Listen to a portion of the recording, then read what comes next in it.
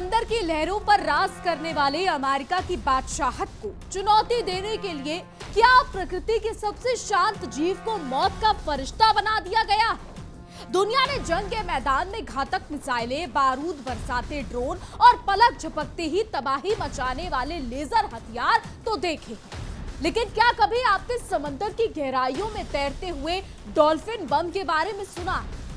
इन दिनों ईरान और अमेरिका के बीच मचे घमासान के दौरान रह रहकर सोशल मीडिया से लेकर इंटरनेशनल डिफेंस गलियारों तक कामिकाज़े डॉल्फिन का नाम आग की तरह फैल रहा है। व्हाइट हाउस से लेकर पेंटागन तक इस बात का खौफ साफ देखा जा सकता है कि ईरान समंदर में अमेरिकी नौसेना का शिकार करने के लिए इन सुसाइडर डॉल्फिनों को उतार चुका है, जो किसी भी वक्त पानी के भीतर ही अमेरिकी गुरूर को नेस्तनाबूद कर सकती है। नमस्कार, विश्व युद्ध देख रहे हैं आप, मैं हूं आपके साथ इशिका ज्ञान।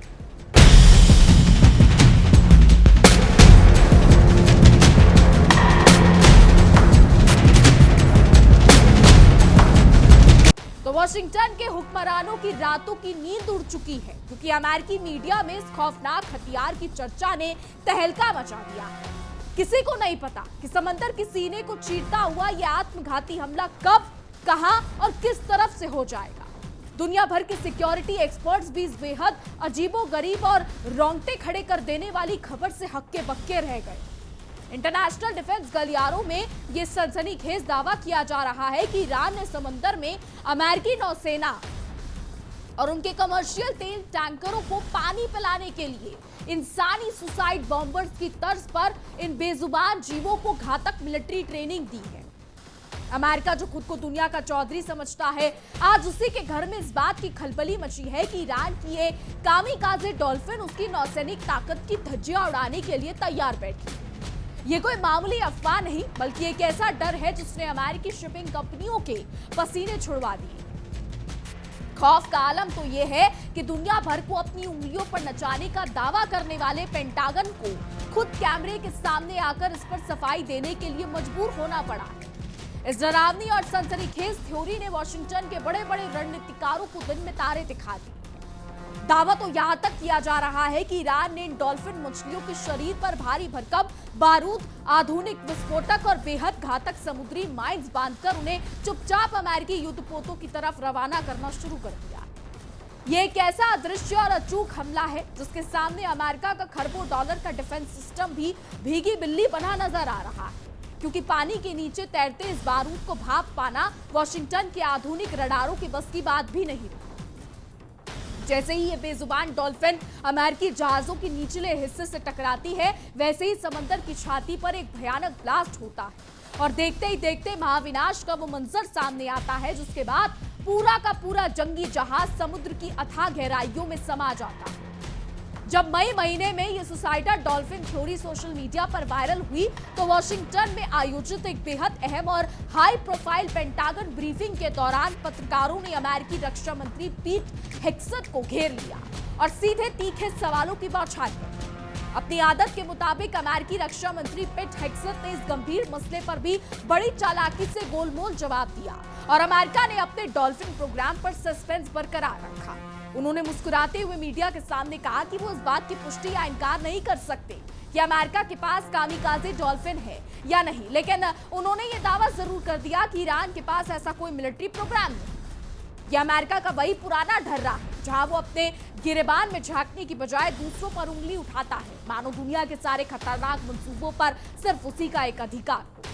अब सबसे बड़ा सवाल ये उठता है कि आखिर समंदर में लहरों के बीच खोलने वाली और इंसानों की सबसे अच्छी दोस्त समझी जाने वाली शांत स्वभाव की डॉल्फिन अचानक एक खतरनाक सुसाइड बॉम्बर के रूप में कैसे प्रोजेक्ट की जाने लगी? रक्षा विशेषज्ञों के मुताबिक इस पूरी कहानी के तार इतिहास के पन्नों और पुराने सोवियत संघ के दौर से जुड़े हुए।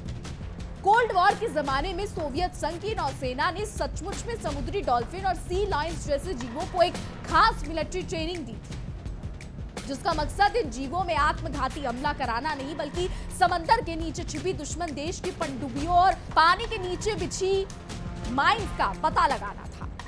इतिहास गवाह है कि साल 2000 के आसपास अंतर्राष्ट्रीय मीडिया में ऐसी कई खबरें आई थी कि सोवियत संघ के टूटने के बाद कंगाली के दौर में ईरान ने रूस से मिलिट्री ट्रेंड डॉल्फिन मछलियों के पूरे बैच को मोटी रकम देकर खरीद लिया था। अब जब साल 2026 में ईरान और अमेरिका के बीच युद्ध भड़क उठा है तो ये पुरानी सोवियत कहानी एक बार फिर नए रंग रूप में सोशल मीडिया पर वायरल हो गई। दुनिया भर में ये चर्चा तेजी से फैल गई है कि ईरान अपने उसी पुराने सोवियत डॉल्फिन प्रोजेक्ट का इस्तेमाल करके अमेरिकी नौसेना के खिलाफ कामिकाज़े अटैक करने की बड़ी और अचूक प्लानिंग में जुटा है। अमेरिका, जो हमेशा दूसरों के पट्टे में टांग अड़ाने के लिए बदनाम है, आज खुद ईरान के इस कथित चक्रव्यूह में फंस चुका है। ईरान अमेरिका के बीच जारी जंग की तपिश अभी कम ही भी नहीं हुई थी कि मध्य पूर्व में एक और भीषण युद्ध की आहट सुनाई देने लगी है। ईरान के प्रॉक्सी माने जाने वाले हूती विद्रोहियों ने सऊदी अरब के एयरपोर्ट पर ताबड़तोड़ मिसाइलें और ड्रोन दागकर पूरे एरिया में तहलका मचा दिया है। हूतियों की आक्रामक प्रतिक्रिया यमन के सना अंतर्राष्ट्रीय हवाई अड्डे पर हुए सऊदी हमले के बाद आई है, जिसने जलते हुए बारूद में घी डालने का काम किया। दोनों पक्षों के बीच लंबे समय से तनाव चल रहा है, लेकिन मार्च 2022 में हुए संघर्ष विराम के बाद ये पहली ऐसी हिंसक घटना है जब दोनों दुश्मन एक बार फिर आमने सामने खंजर ताने खड़े हैं। इस पूरे मसले को और भी ज्यादा पेचीदा और गंभीर बनाया है अमेरिकी वेबसाइट की एक रिपोर्ट ने। इस रिपोर्ट के मुताबिक सऊदी अरब के क्राउन प्रिंस मोहम्मद बिन सलमान ने यमन में ईरान समर्थित हूती ठिकानों पर सैन्य कार्रवाई शुरू करने से पहले सीधे अमेरिकी राष्ट्रपति ट्रंप की चौखट पर दस्तक दी थी और उनसे इस खूनी खेल के लिए खुला समर्थन मांगा था। मीडिया रिपोर्ट्स ये दावे करती है। अमेरिकी मीडिया रिपोर्ट्स के मुताबिक अमेरिकी अधिकारियों के हवाले से आई इस रिपोर्ट ने वॉशिंगटन के उस दोहरे चेहरे को एक बार फिर बेनकाब कर दिया है जो दुनिया भर में शांति का मसीहा बनने का ढोंग करता है, लेकिन पर्दे के पीछे से युद्ध की आग को और ज्यादा भड़काता रहता है। रिपोर्ट में साफ कहा गया है कि क्राउन प्रिंस मोहम्मद बिन सलमान ने अभियान शुरू होने से पहले डोनाल्ड ट्रंप को इस पूरे सैन्य प्लान की न सिर्फ जानकारी दी, बल्कि इस विनाशकारी कार्रवाई के लिए महाशक्ति अमेरिका की पीठ थपथपाने की गारंटी भी मांगी और ट्रंप ने भी बिना देर किए इस युद्ध को अपनी हरी झंडी दी। इस पूरे मौजूदा घटनाक्रम की चिंगारी भी उस समय सुलगी जब ईरान की एयरलाइंस का एक विमान हूती नियंत्रण वाले सना अंतर्राष्ट्रीय हवाई अड्डे पर उतरा। बताया गया कि इस विमान में हूती कमांडरों और प्रतिनिधियों का एक बड़ा डेलीगेशन सवार था जो ईरान के सर्वोच्च नेता अली खामेनेई के अंतिम संस्कार में शामिल होने के लिए तेहरान गया था। सऊदी ने इस उड़ान का कड़ा विरोध किया क्योंकि उसे पूरा अंदेशा था कि इस विमान की आड़ में हूतियों तक घातक हथियार, आधुनिक मिसाइलों के पुर्जे या ईरानी सैन्य कमांडर पहुंचाए जा रहे हैं। मीडिया रिपोर्ट्स के मुताबिक आपको बता दें कि हमेशा की तरह ये सामने आया है कि एयरलाइंस को ईरान की इस्लामिक रेवोल्यूशनरी गार्ड कॉर्प्स यानी IRGC से जुड़ी एयरलाइन करार दिया गया। रिपोर्ट्स में बताया गया है कि जब ये ईरानी विमान बाद में वापस लौटने की कोशिश कर रहा था तब सऊदी सेना ने यमन के सना हवाई अड्डे पर बमबारी कर दी। इस भीषण हमले की वजह से हवाई अड्डे पर भारी अफरा तफरी मच गई और विमान को अपना रास्ता बदलकर यमन के लाल सागर तट पर स्थित अल में इमरजेंसी लैंडिंग करनी पड़ी। सऊदी के समर्थन वाली यमन सरकार ने इस हमले की सीना ठोककर जिम्मेदारी ली और साफ लफ्जों में कहा कि ये कार्रवाई इसलिए की गई ताकि ईरानी विमान यमन की सरजमी का इस्तेमाल अपने नापाक मंसूबों के लिए ना कर सके। सना हवाई अड्डे पर इस नए हमले ने जलती आग पर तेल का काम किया और हूती विद्रोहियों ने भी बिना वक्त गवाए जवाबी कार्रवाई करते हुए सऊदी अरब के दक्षिण पश्चिम में स्थित अबाहा हवाई अड्डे पर मिसाइलें और ड्रोनों की ऐसी बौछार की कि सऊदी डिफेंस सिस्टम के परखच्चे उड़ गए। हूती प्रवक्ता ने इस हमले की जिम्मेदारी लेते हुए दुनिया भर की अंतर्राष्ट्रीय एयरलाइंस को खुली चेतावनी दे डाली कि वो सऊदी के हवाई क्षेत्र से दूर रहे वरना अंजाम भुगतने के लिए तैयार है। उन्होंने दो टूक कहा कि जब तक सना हवाई अड्डे पर लगी तमाम पाबंदियां नहीं हट जाती तब तक ये आसमानी पाबंदी और सऊदी पर हमले जारी रहेंगे। इस हूती चेतावनी के बाद से पूरे इलाके में तनाव 7वें आसमान पर पहुंच गया है और ऐसा लग रहा है कि किसी भी वक्त एक बड़ा धमाका हो सकता है। हालांकि आपको बता दें कि हूतियों को आतंकवादी गुट करार दिया गया है। इजराइल, अमेरिका और तमाम देशों की तरफ से हूतियों को आतंकवादी संगठन कहा गया है। अब सऊदी की बात करें तो सऊदी ने साल 2015 में यमन के अंतर्राष्ट्रीय स्तर पर मान्यता प्राप्त सरकार के समर्थन में हूती विद्रोहियों के खिलाफ एक विशाल सैन्य गठबंधन बनाया था जिससे अमेरिका का पूरा वर्दहस्त हासिल था। इस इलाके के लंबे और खूनी संघर्ष में अब तक हजारों बेगुनाह लोगों की मौत हो चुकी है और यमन आज दुनिया के सबसे बड़े मानवीय संकटों के दलदल में धंस चुका है। लेकिन अमेरिका को किसी की जान माल से क्या वास्ता, उसे तो बस अपने हथियारों की दुकान चलानी है और मध्य पूर्व के तेल पर अपना दबदबा कायम रखना है। इस वक्त हूती विद्रोहियों का यमन की राजधानी सना सहित उत्तरी यमन के एक बहुत बड़े हिस्से और कई रणनीतिक रूप से महत्वपूर्ण शहरों पर पूरा नियंत्रण है, जबकि यमन की सरकार देश के दक्षिणी हिस्से में जैसे तैसे अपना वजूद बचाए हुए। साल 2022 में सऊदी अरब के एनर्जी इंफ्रास्ट्रक्चर पर हुई हूतियों के भीषण हमलों के बाद दोनों पक्षों के बीच बड़ी मुश्किल से एक सीजफायर हुआ था, जो काफी हद तक कामयाब रहा। लेकिन अब सना और अब्बाहा हवाई अड्डे पर हुए इन हमलों ने उस संघर्ष विराम को आईसीयू में पहुंचा दिया। अमेरिकी राष्ट्रपति ट्रंप और सऊदी प्रिंस बिन सलमान की जुगलबंदी ने इस पूरे किले को बारूद के ढेर पर लाकर खड़ा कर दिया। वॉशिंगटन में बैठे हुक्मरान शायद ये भूल रहे हैं कि युद्ध की ये चिंगारी खुद उनके हितों को भी सुहा कर सकती है। स्ट्रेट ऑफ हॉर्मूज पर चल रही भारी तनाव के बीच सऊदी अरब का सारा कच्चा तेल बाब अल मंडेब के रास्ते ही दुनिया भर में जाता है और इस रणनीतिक रास्ते पर अल सागर में हूती विद्रोही बाज की नजर रखे हुए।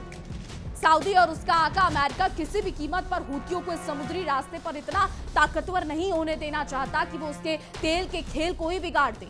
अगर दोनों पक्षों के बीच ये बवाल जरा सा भी और बढ़ता है तो हॉर्मूज जलडमरू मध्य भी पूरी तरीके से युद्ध की लपटों की जद में आ जाएगा और 4 साल पहले थमी हुई विनाशकारी जंग एक बार फिर पूरे शबाब पर भड़क उठी। वॉशिंगटन को यह समझ लेना चाहिए कि हर बार दूसरों के घरों में आग लगाकर खुद महफूज रहने का उसका पुराना पैतरा इस बार शायद काम न आए। तो ईरान की कामिकाजे डॉल्फिन का डर हो या हूतियों के ड्रोन हमलों का खौफ, महाशक्ति कहलाने वाले अमेरिका के चेहरे पर हवाइया उड़ना साफ बता रहा है कि अब पानी सर से ऊपर जा चुका है। अमेरिका जो दुनिया भर में अपनी धौंस जमाता फिरता है, आज खुद चारों तरफ से घिरता नजर आ रहा है।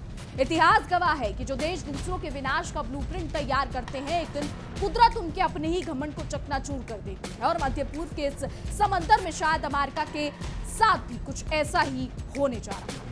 दोस्तों, अमेरिका की सबसे बड़ी दिक्कत यही है कि वो दूसरों के मामलों में टांग अड़ाने का कोई मौका नहीं छोड़ता, लेकिन जब बात खुद की सुरक्षा पर आती है तो उसके हाथ पांव फूलने लगते हैं। समंदर में तैरती कामिकाजे डॉल्फिन का ये खौफ दरअसल अमेरिका के उसी डर का नतीजा है जो उसे हर वक्त अपनी सल्तनत के ढहने का एहसास कराता रहता है। व्हाइट हाउस में बैठकर दुनिया के नक्शे पर जंग की लकीरें खींचने वाले डोनाल्ड ट्रंप जैसे नेता शायद भूल गए हैं कि वियतनाम से लेकर अफगानिस्तान तक हर जगह उन्हें मुंह की खानी पड़ी है और इस बार मध्य पूर्व का ये समंदर उनके अहंकार को डुबोने के लिए पूरी तरीके से तैयार है।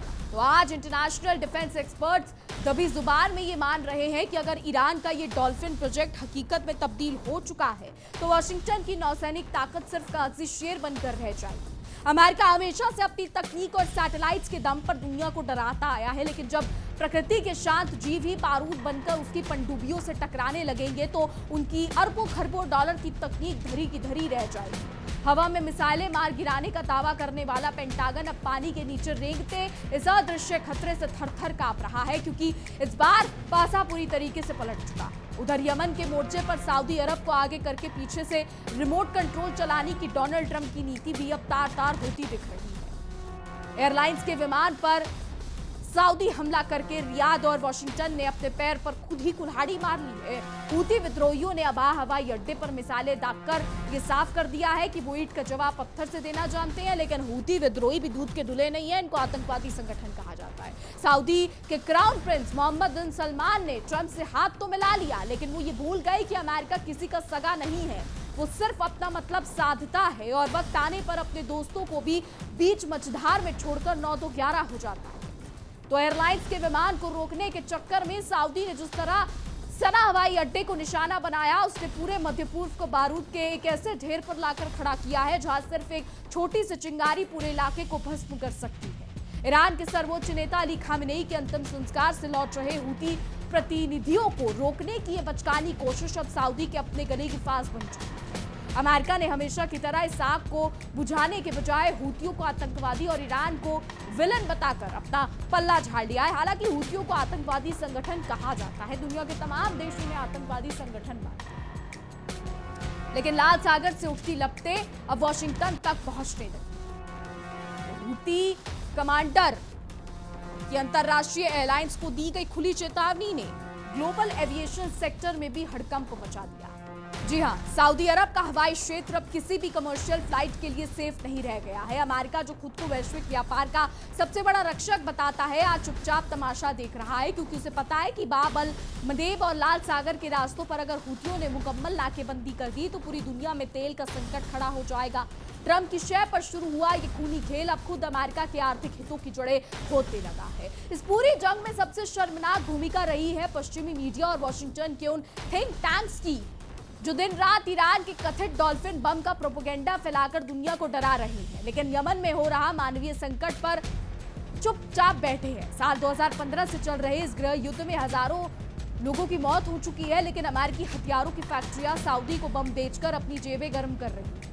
गिरगिट की तरह रंग बदलने वाले अमेरिकी हुक्मरान आज जब खुद हुथियों के ड्रोन और ईरान की रणनीति के चक्रव्यूह में फंसे हैं तो उन्हें अंतर्राष्ट्रीय नियमों की याद आ रही है। स्ट्रेट ऑफ हॉर्मुज और बाब अल मंदेब, ये दो ऐसे समुद्री रास्ते हैं जो पूरी दुनिया की अर्थव्यवस्था की लाइफलाइन है। अमेरिका की पूरी कोशिश रहती है कि इन दोनों रास्तों पर उसकी नौसेना का पहरा रहे ताकि वो जब चाहे किसी भी देश की घेराबंदी कर सके, लेकिन ईरान और हुथियों की जुगलबंदी ने ट्रंप प्रशासन के इन मंसूबों पर पानी फेर दिया। सऊदी का तेल अब इन रास्तों से सुरक्षित नहीं निकल पाएगा तो अमेरिका का वो ग्लोबल इकोनॉमिक ऑर्डर ताश के पत्तों की तरह ढह जाएगा, जिससे उसने दशकों की दादागिरी के बाद खड़ा किया।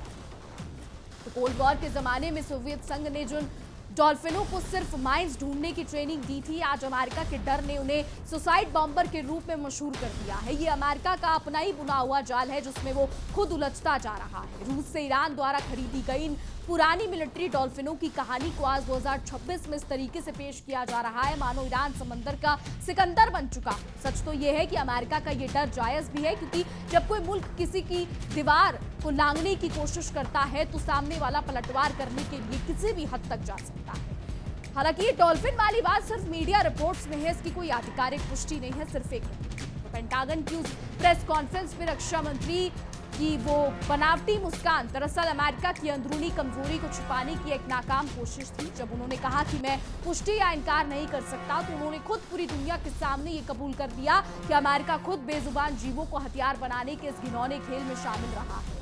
दूसरों को उपदेश देने वाला अमेरिका खुद कांच के महल में रहता है और जब ईरान की तरफ से उठ रहे पत्थरों ने उसके इस महल की दीवारों में दरारें डाल दी तो उसे मिर्ची। तो लबोलुआब यही है कि मध्य पूर्व की ये जंग अब सिर्फ दो देशों की लड़ाई नहीं रह गई, बल्कि ये अमेरिका के उस अहंकार की परीक्षा है जो हर जगह अपनी चौधराहट दिखाना चाहता है। समंदर की गहराई में छिपी कामिकाजे डॉल्फिन का खौफ हो या आसमान से बरसते हुथियों के ड्रोन, वॉशिंगटन के लिए अब उल्टी गिनती शुरू हो चुकी है। ट्रंप और उनके रणनीतिकारों को ये बात गांठ बांध लेनी चाहिए कि जंग की आग जब फैलती है तो वो सरहदों को नहीं देखती। दूसरों के घर में आग लगाने वाले अमेरिका को अब खुद अपने आशियाने को बचाने की फिक्र करनी चाहिए, क्योंकि समंदर की लहरें इस बार उसके गुरूर को डुबोने का पूरा मन बना चुकी। तो वॉशिंगटन के वॉर रूम में बैठे जनरलों को अब ये एहसास होने लगा है कि मध्य पूर्व का ये दलदल उनके गले तक आ चुका है। अमेरिका ने हमेशा अपनी एयरफोर्स और नेवी के दम पर दुनिया भर में जो खौफ का कारोबार चलाया था, आज उसी खौफ के साए में उसका अपना वजूद जी रहा है। ईरान ने अपनी रणनीतिक चालों से अमेरिका को उसी की भाषा में जवाब दिया है, चाहे वो समुद्र की गहराइयों में तैरते अदृश्य खतरों की थ्योरी हो या फिर खाड़ी के पानी में अमेरिकी जंगी जहाजों की घेराबंदी। अमेरिका का हर दाव अब उसी पर उल्टा पड़ता दिख रहा है और उसकी तथाकथित सुपर पावर वाली छवि की हवा निकल चुकी है। तो सऊदी को ढाल बनाकर यमन में हुथियों के खिलाफ मोर्चा खोलने वाले डोनाल्ड ट्रंप अब खुद बंगले झांकने पर मजबूर है। अबहा हवाई अड्डे पर हुए हमलों ने यह साबित कर दिया कि सऊदी अरब का अरबों डॉलर का अमेरिकी पेट्रियाट डिफेंस सिस्टम भी इन देसी ड्रोनों और मिसाइलों के सामने भीगी बिल्ली बनता जा रहा है। दोस्तों, सवाल यही है कि क्या मध्य पूर्व की ये जंग रुकेगी या फिर बड़ी कयामत यहां पर आएगी? ये बड़ा सवाल है। अंत में वॉशिंगटन के हुक्मरानों को ये कड़वी हकीकत मान लेनी चाहिए कि हर बार दुनिया को अपनी उंगलियों पर नचाने का उनका दौर अब इतिहास बन चुका है। ईरान के इस कथित कामिकाजे डॉल्फिन वाले चक्रव्यूह और हुथियों के इस आक्रामक पलटवार ने अमेरिका के अहंकार को मलबे में तब्दील कर दिया है। दूसरों के मुल्कों में तबाही का सामान भेजने वाले अमेरिका को जो अपनी खैर है वो मनानी चाहिए, क्योंकि मध्य पूर्व की जलती रेत और खौलते समंदर ने यह साफ कर दिया है कि इस बार अमेरिकी साम्राज्य का सूरज डूबने का वक्त करीब आ चुका है। अब आने वाला समय बताएगा कि क्या होता है। फिलहाल हमारी आज की रिपोर्ट में बस इतना ही। तमाम खबरों के लिए देखते रहिए इंडिया डेली 24/7। देखिए इंडिया डेली 24/7 अब आपकी स्मार्ट टीवी पर। इंडिया डेली मौजूद है सभी डिजिटल प्लेटफॉर्म पर लाइव और लगातार। इंडिया डेली 24/7 हर दिन राष्ट्र को समर्पित।